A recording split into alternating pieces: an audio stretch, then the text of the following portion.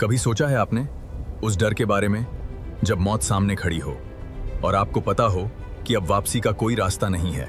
आज मैं आपको कोई कहानी नहीं, उस खून की गवाही सुनाने वाला हूं जिसने सोमनाथ की मिट्टी को भी अमर कर दिया। बात उन दिनों की है जब गुजरात के अमरेली में हमीरजी गोहिल की हुकूमत थी।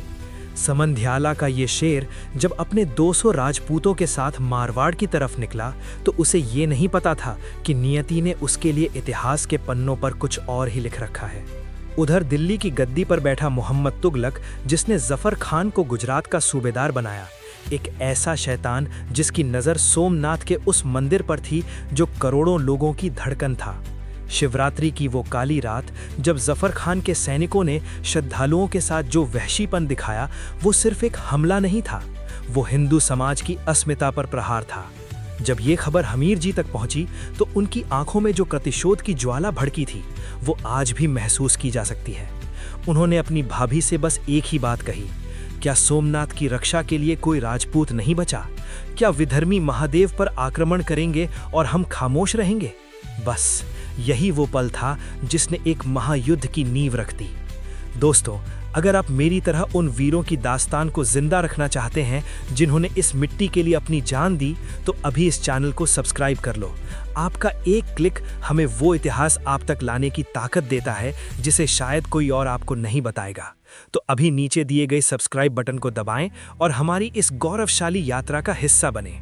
हमीर जी अपनी टुकड़ी के साथ निकले तो रास्ते में मिले भील सरदार वेगड़ा जी। और पता है सबसे भावुक बात क्या थी? उस दिन उन 200 राजपूतों ने भील कन्याओं से विवाह किया ताकि अगर वो रणभूमि में वीर गति को प्राप्त हो तो उनका वंश, उनका लहू पीछे जिंदा रहे। ये होता है बलिदान का साहस। युद्ध शुरू हुआ। 9 दिनों तक सौराष्ट्र की धरती पर मौत का तांडव चला। एक तरफ जफर खान की तोपें और हाथियों का दल, दूसरी तरफ मुट्ठी भर वीर।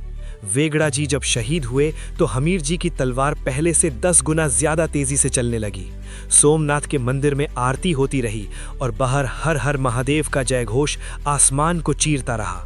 और जब आखिरी दिन आया तो हमीर जी ने किले के दरवाजे खोल दिए।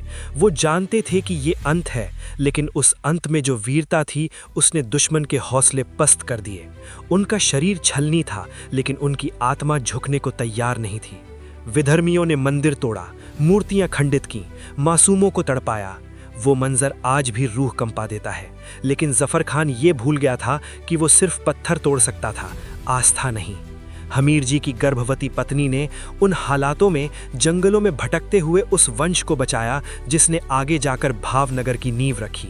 एक व्यापारी विमल शाह, जिसने अपनी तहखाने में मूर्तियों को छुपाकर चुपचाप पूजा करके धर्म की मशाल को बुझने नहीं दिया। उन्होंने सिखाया कि धर्म को बचाने के लिए हमेशा युद्ध नहीं, कभी कभी विवेक और धीरज की भी जरूरत होती है। आज हम कहाँ खड़े हैं?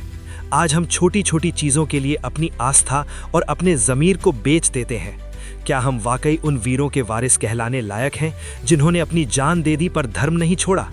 आज कुछ लोग कहते हैं कि ये इतिहास नफरत फैला रहा है।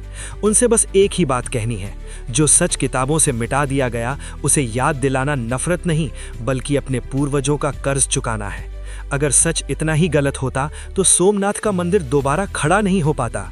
सोमनाथ फिर खड़ा है, लेकिन क्या हम सच में खड़े हैं या बस हम वो भीड़ हैं जो हर अपमान पर अपनी नजरें झुका लेती है? सोचिएगा जरूर। ये वीडियो सिर्फ एक कहानी नहीं, एक आईना है। अगर आपको ये रूह तक छू गई तो इसे उन लोगों तक शेयर करें जो अपनी जड़ों पर गर्व करते हैं।